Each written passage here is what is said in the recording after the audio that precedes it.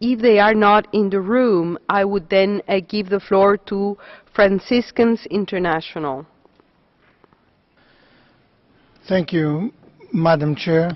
Franciscans International, member of Treaty Alliance, wishes to bring the perspective of people who work and live with and in communities directly affected by the impact of extractive industries and their supply chain around the world.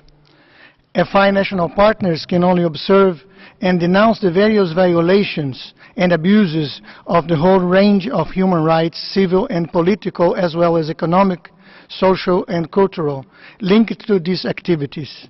And this resonates very much with what was said yesterday on the panel.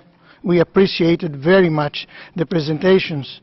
Social impacts include division of communities, marginalization of poor communities and the decision-making for large-scale extractive projects, escalation of conflicts and violence in impacted areas, criminalization of human rights and environmental defenders, loss of livelihoods and disruption of access to services, as well as widespread disrespect for the free, prior and informed consent of indigenous peoples.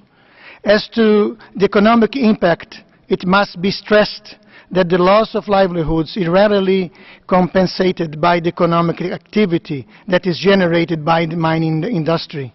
Communities affected do not generally see the economic benefits, the jobs and opportunities that are promised.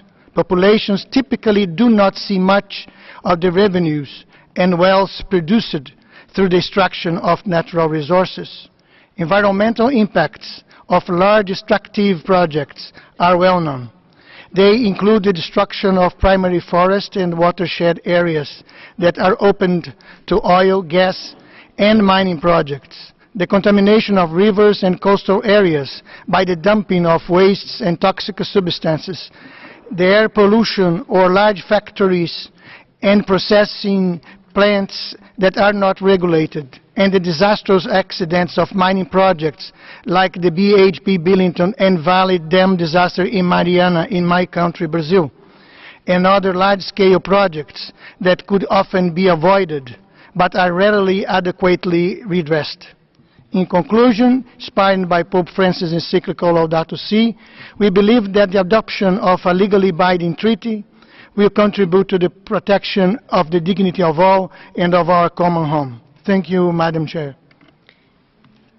Thank you. Now the